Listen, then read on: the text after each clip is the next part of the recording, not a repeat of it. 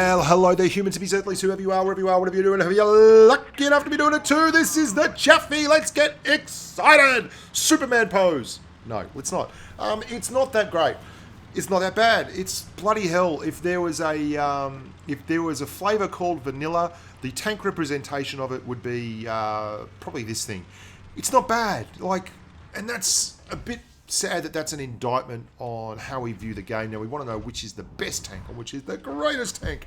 And this just isn't those things. But it's a stepping stone tank, and it's a tier 5 tank. And tier 5 is very much the epitome of stepping stone and progression. This is just a tank you're playing to get to the big boys. And as far as that's concerned, it does its job well. It can scout, it can use gun depression to get shots off, and if played sensibly, it can be in there slugging till the end of the game.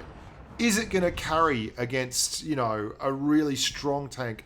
Or is it going to carry when it gets up tiered to tier 6? Well, mate, you'll have to play it like, God's own gift, because it's just doesn't have the armor profile and the DPM to rip through people. And it doesn't really have the speed.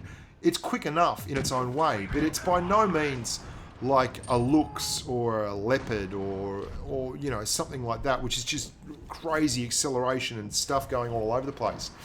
I'd like to announce the winner of the T3485 victory. He's received his prize, I'm sure.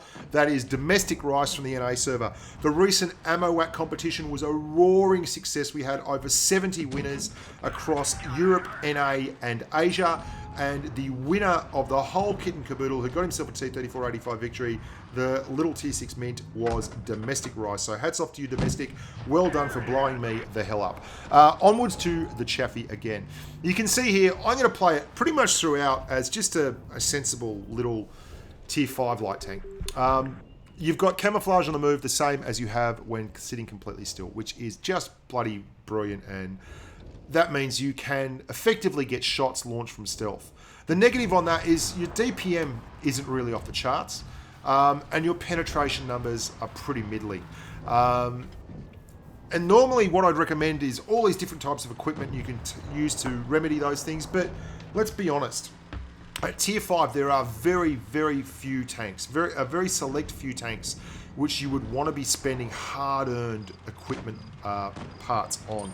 And even driving this thing with full, flat-out equipment, which is what I'm doing here, I didn't find it to be worthwhile at all. I mean, once you put yourself in a bad situation, like you can see, I've been too aggressive here, and I put myself in a rough spot. You don't have the armor to take shots, and you don't really have the firepower to talk your way out of it. You really just got to rely on your team. And it's very nice at on-the-move shots, by the way, as you saw there on that Crusader. Your on-the-move coefficient is one of the few things where it excels as compared to its contemporaries like the Crusader, the Leopard, the other tier 5 light tanks. It's got an on-the-movement rotation coefficient of 0.1. Now, the lower that is, the better. The Crusader has 0.15 and the Leopard has 0.12. You also have 10 degrees of gun depression. Now, that's nothing to skite about in terms of your peers. The Leopard's at 10 and the Crusader's at 12, but it does mean that you're going to be able to manufacture shots in decent areas, which is important. Your penetration numbers are just crap. They're really bad. Your penetration is 115 millimeters on your AP rounds versus the 130 of the Crusader. But that being said, like the Leopard would probably have calibrated shells which will get it up to 99.75 or 100, and it's an autoloader that screens around the map, just throwing stuff at the hill. But for all that, 115 isn't a whole lot, and you can see here the KV-1 is one of the few tanks that you'd probably consider spending spare parts on at tier 5, and you just can't afford to be taking these tanks on and giving up huge amounts of DPM, which you already don't have, to fire shells that are going to be doing a whole lot less when you're firing APCR. I mean, you're doing 135 alpha on your 76mm gun when you're firing APCR. So if you want to play this thing and you want to be successful with it, you've got to be sensible. And I think one of the problems with Blitz is that we fall in love with the idea that all light tanks are going to be the Type 62 Dragon or the LTTB or the VK2801, and they're not. They're not all going to be like that. But this thing does have a couple of little saving graces, like the on-the-move firing, which is fun, like gun depression, which you can utilize to be successful. It seems to play more like a fast medium for me, or a nice mobility medium than a super mobile light.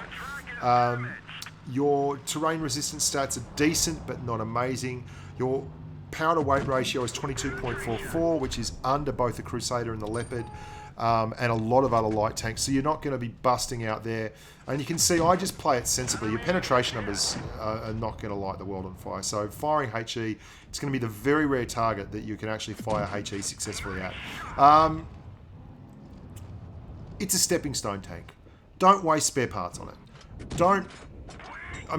You've only got to grind through on this thing.